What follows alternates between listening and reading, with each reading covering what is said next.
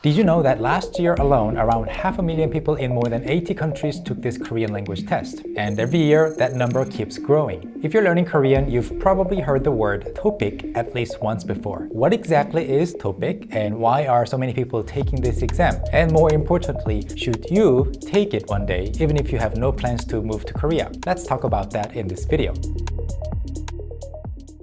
TOPIK stands for Test of Proficiency in Korean, and it's the official Korean language exam for anyone who didn't grow up speaking Korean as their first language. It's run by the Korean government, and it has one job: to give you a clear, official, internationally recognized measurement of how good your Korean actually is. The test only comes in two separate versions, TOPIK 1 and TOPIK 2. TOPIK 1 is for beginners. Based on your score, you are placed at either level 1 or level 2. And TOPIK 2 is for both intermediate learners and advanced learners. The score you get puts you anywhere from level 3 all the way up to level 6. The higher the number, the higher your Korean ability. Level 6 is the top. Then why do so many people take this exam? Well, there are basically two camps of people who take TOPIK.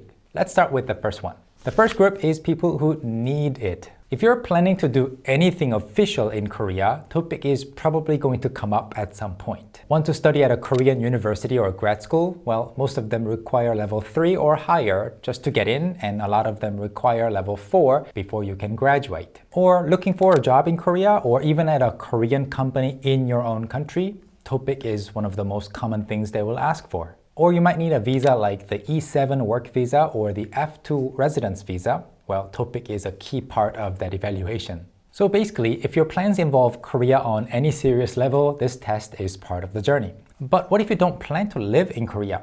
It's a question that I get all the time, like, I'm not planning to study in Korea, I'm not planning to work in Korea, I just love the Korean language and Korean culture. Is there any reason for me to take TOPIK? If you have asked this question before and decide to take the exam, you will fall into the I want to take TOPIK group.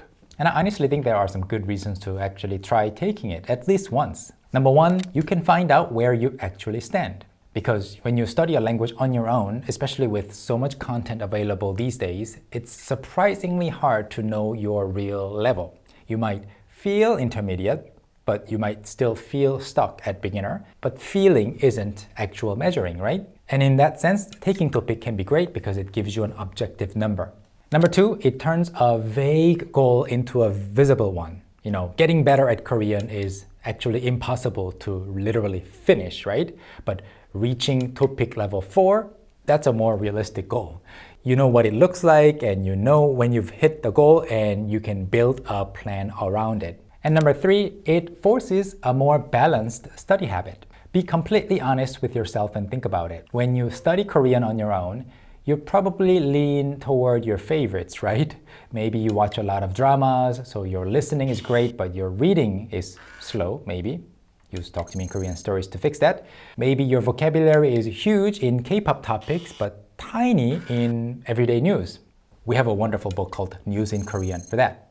And TOPIK tests reading, listening, and at the higher level, writing as well. So studying for it pulls you out of your comfort zone and rounds out the parts of your Korean you have been quietly and secretly avoiding.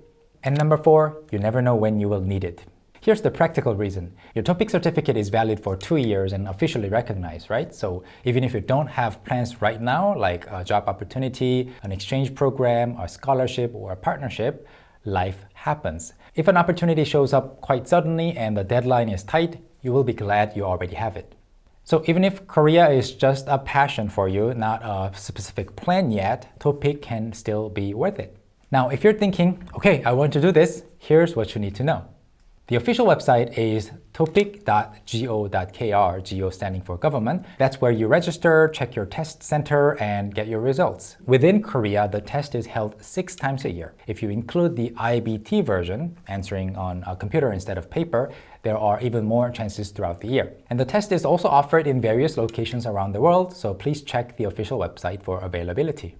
And what is actually on the test? Let me break it down in a simple manner. TOPIK 1, that's the beginner test for levels 1 and 2. It's 100 minutes long in total with 200 points and 30 questions in listening and 40 questions in reading.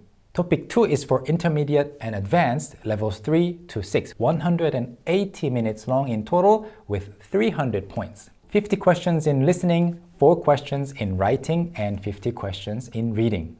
Most of the questions are multiple choice. You have 4 options, you pick one.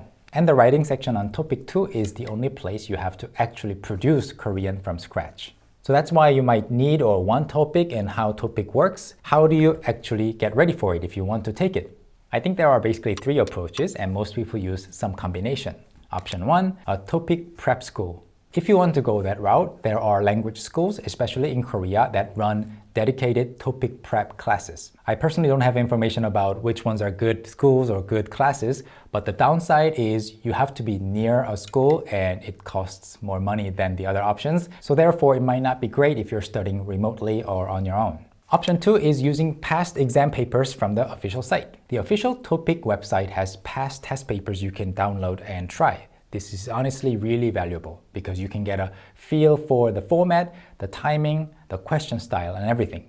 The catch is that there are no real explanations. You can find out what the right answer is, but not always why. And if you're still at a beginner level and building your skills, you will probably need more support.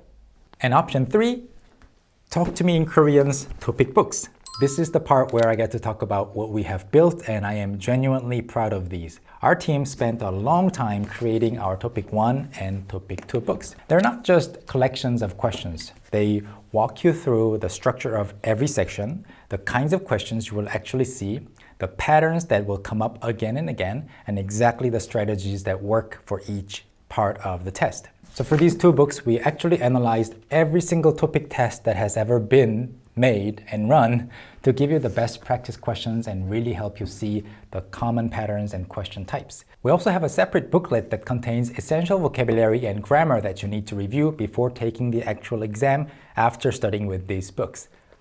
So that is Topic, a test that didn't cross most people's minds 15 years ago, now taken in more than 80 countries around the world, growing every year. And if you yourself have taken Topic before, I would love to know what your current level is. Please share your level in the comments. I want to see how everybody's doing with Topic. And if you're thinking about taking it for the first time, also let me know which level you're aiming for. That's it for today. 감사합니다. I will see you on our online bookstore where you can get these books.